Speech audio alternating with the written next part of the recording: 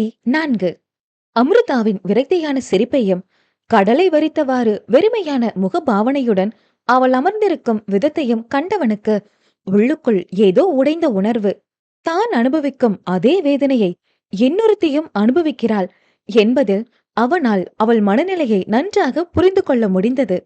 அருகில் நின்றிருந்த 6 பேர் கொண்ட நண்பர்கள் கூட்டம் மேலும் சில அநியாய வார்த்தைகளை அமிர்தாவின் மீது வீசிவிட்டு கலைந்து சென்று விட்டனர். சிறிது நேரம் அப்படியே அமர்ந்து இருந்தவள் பிறகு குழந்தையிடம், வீட்டுக்கு போலாமா பாப்பா என்று கேட்க, "ப்ளீஸ்மா, இன்னும் கொஞ்ச நேரம்" என்றாள் ஆத்யா. சரி, இன்னும் கொஞ்ச நேரம்தான், திரும்பவும் அடம் பிடிக்க கூடாது என்று கண்டிப்புடன் கூறியவளை பார்த்து, "ஓகேம்மா" என்று அழகாக சிரித்து கொண்டாள் அமிர்தாவின் செல்ல மகள். குழந்தையின் சிரிப்பில் இவ்வளவு நேரம் நடந்தது அனைத்தும் மறந்து போக அவள் கன்னத்தில் முத்தமிட்டு நெற்றி முட்டி சிரித்தாள் அமிர்தா.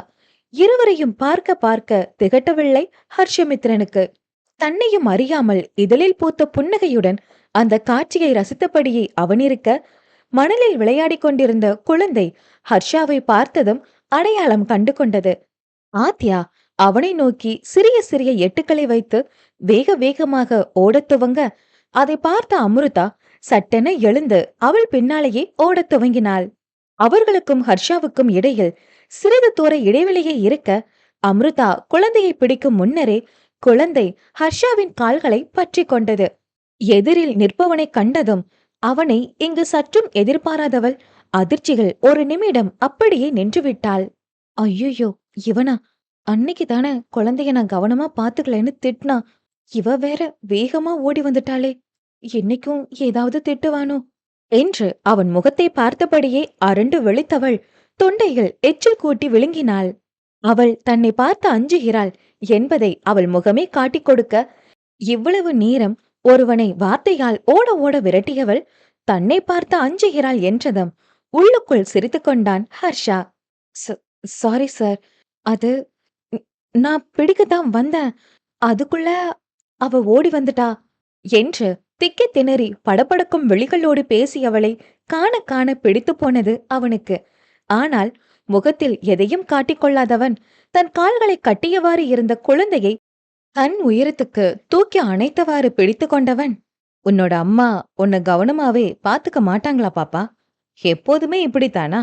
என்று குழந்தையை கேட்பது போல் அவளை கேட்டுவிட அவளுக்குத்தான் ஐயோ வென்றானது. போச்சுடா, இன்னைக்கும் ஏதாச்சும் சொல்ல போறான். கடவுளே, அது எப்படிடா தப்பான நேரத்துல சரியா வந்து நிக்கிற? இன்னைக்கு என்ன சொல்ல போறானோ என்றவள் மனமோ ஆசிரியரிடம் தவறு செய்து மாட்டிக்கொண்ட சிறு மாணவியைப் போல் அச்சம் கொண்டது. அவள் மருண்ட விழிகளை கண்டவனுக்கு அவள் மேல் பிடித்தம் கூடிக்கொண்டே போக வேண்டுமென்றே மிரட்டத் துவங்கினான். "உங்களைத்தான் கேக்குறேன், குழந்தைய கவனமா பாத்துக்க முடியுமா முடியாதா? இப்படித்தான் தனியா ஓட விடுவீங்களா என்று அவன் கணீர் குரலில் அதட்ட, அதில் ஒரு நிமிடம் அவளுக்கு தூக்கி வாரி போட்டது. இறுகிய முகத்துடன் அவளை முறைப்பது போல் அவன் பார்க்க, அழுது விடுபவளைப் போல ஹர்ஷாவை பார்த்தாள் அமிர்தா. தனது புன்னகையை மிக சிரமப்பட்டு அடக்கிக் கொண்டிருந்தவனின் முகத்தை பிடித்து தன் பக்கம் திருப்பியது குழந்தை. "அங்கிள், ஏ எப்போதுமே அம்மாவை திட்டித்தே இருக்கீங்க?" என்று ஆத்யா கேட்க, "உன்னை சரியா கவனிச்சுக்க வேண்டியது அவங்க தானே. எனக்கு உன்னோட அம்மா இப்படி உன்னை கேர்லெஸ்ஸா விடுறது சுத்தமா பிடிக்கல, அதனாலதான் திட்டுறேன்" என்றதும், "ஓ, அப்போ உங்களுக்கு என்ன பிடிக்குமா?" ரொம்ப பிடிக்குமே." "அப்போ எனக்கு ஐஸ்கிரீம் வாங்கி தரீங்களா? அம்மா சளி பிடிக்கும்னு வாங்கியே தரமாட்டாங்க அங்கிள்" என்றதும் இதை கேட்ட அமிர்தாவிற்கு கோபம் வந்துவிட்டது. "ஆத்யா, என்ன பழக்கம் இது? யார்கிட்டயும் எதுவும் கேட்க கூடாதுன்னு சொல்லியிருக்கேன்ல" என்று குழந்தையை அதட்ட, "எதுக்கு இப்போ குழந்தைய திட்டுறீங்க? உனக்கு ஐஸ்கிரீம் தானே வேணும், நான் வாங்கி தரேன்டா செல்லம்" என்று ஏதோ குழந்தையை பெற்ற தந்தையை போல அவன் உரிமையோடு அழைத்துச் செல்ல, "இல்ல, அதெல்லாம் வேண்டாம், குழந்தைய என்கிட்ட கொடுங்க" என்று அவன் பின்னாலேயே ஓடியவளை திரும்பி ஹர்ஷா ஒரு பார்வை பார்த்ததும் சட்டென நின்றவளுக்கு அதற்கு மேல் வார்த்தையே வரவில்லை. என்ன இவன்? ஏன் பிள்ளைய கேட்டதுக்கு என்னையவே முறைக்கிறான் என்று கோபம் வந்தாலும் அவனுடைய கம்பீரமான தோற்றத்தையும் எதிரில் நிற்பவரை பார்வையாலேயே அதட்டி நிற்க வைக்கும் கூர்மையான விழிகளையும் மீறி ஒரு வார்த்தையும் பேசிவிட முடியவில்லை அவளால். ஆத்யாவிற்கு ஐஸ்கிரீம் வாங்கி கொடுத்தவன் அவள் உண்டு முடிக்கும் வரை தன்னிடமே வைத்து கொண்டான்.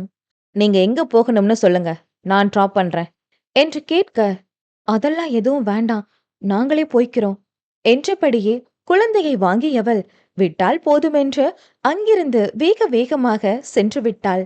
அவர்களது உருவம் தன் பார்வையை விட்டு மறையும் வரை பார்த்து கொண்டே நின்றிருந்தவன் அவர்கள் சென்ற பின்னரே அங்கிருந்து கிளம்பினான். கடற்கரையிலிருந்து வந்தவன் வீட்டிற்குள் நுழையும் போதே ஹர்ஷமித்ரனின் அன்னை வழக்கம் போல அவனை சூழ்ந்து கொண்டு திருமணத்தை பற்றி பேச ஆரம்பிக்க சலித்து போய் நின்றவன், பிளீஸ்மா, இப்போதானே வந்த, அதுக்குள்ளேயும் ஆரம்பிக்காதீங்க, நான் கொஞ்சம் ரிஃப்ரெஷ் ஆகணும் என்றதும் அதற்கு மேல் அவனை தொந்தரவு செய்யவில்லை அவர். இரவு உணவு உண்ணும் போது அவனிடம் எப்போது பேச்சை ஆரம்பித்தால் சரியாக சாப்பிட மாட்டான் என்றெண்ணியவர் எதுவும் பேசிக்கொள்ளவில்லை. ஹர்ஷா அவனது அறைக்கு சென்று உறங்க போகும் நேரம் கீர்த்தனா உள்ளே வந்தார். உன்னோட போனு கொஞ்சம் கொடுக்கிறியா ஹர்ஷா என்றவரிடம் பெருமூச்சுடன் தனது கைபேசியை கொடுத்தவனுக்குத்தான் நன்றாக தெரியுமே எதற்கு கேட்கிறார் என்று சிறிது நேரம் எதையோ தேடி எடுத்தவர், இந்த பொண்ணோட ப்ரொஃபைல கொஞ்சம் பாருப்பா என்று தயங்கியபடியே நீட்ட, பார்க்காமலேயே வேண்டாம்னு சொன்னா கண்டிப்பா கேட்க மாட்டாங்க, சரி பாக்குற மாதிரி பார்த்துட்டு வேண்டாம்னு சொல்லிடுவோம் என்று அவன் வாங்கி கொள்ள அவனுக்கு கொஞ்ச நேரம் தனிமை கொடுத்துவிட்டு வெளியே சென்று விட்டார் கீர்த்தனா. அந்த பெண்ணின் சுயவிவரம் அடங்கிய பக்கத்தை பார்க்க விருப்பம் இல்லாது அதிலிருந்து வெளியே வந்தவனின் விழிகளில் பட்டது அந்த புகைப்படம். கட்டிலில் சாய்ந்து அமர்ந்திருந்தவன் சட்டென நேராக எழுந்து அமர்ந்து அந்த புகைப்படத்தை பார்த்தான். அவனது விழிகள் ஒரு நிமிடம் மிளிர்ந்தன. இது அவதானே, பீச்சில பார்த்த அதே பொண்ணு என்றெண்ணியவன் அவளது ஐடிக்குள் உடனடியாக உள்நுழைந்தான்.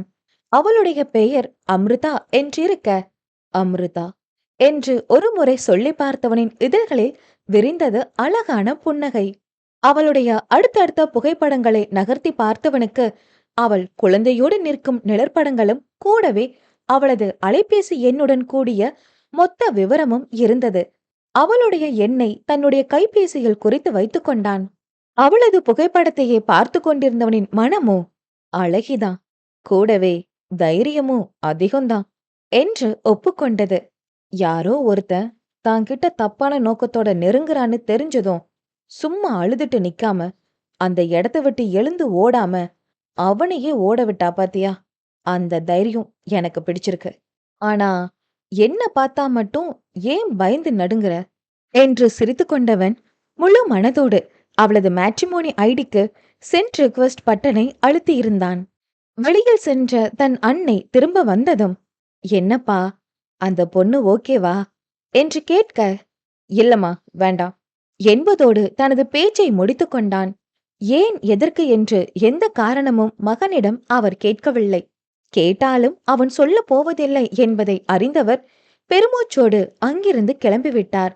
இவனது மனமோ, அவ என்னுடைய ரிக்வெஸ்ட பார்த்திருப்பாளா, பார்த்தா எதுவும் பேசுவாளா என்று வெகு நேரமாய் காத்திருக்க அவனுக்கு ஏமாற்றமே மிஞ்சியது.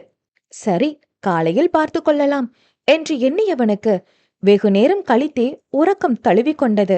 அடுத்த நாள் காலை பொழுது ஆதவனின் ஒளிக்கதிர்கள் ஹர்ஷாவின் முகத்தில் படர அதில் மெல்ல இமைத்திறந்து பார்த்தவனுக்கு முதலில் நினைவில் வந்தாள் அம்ருதா.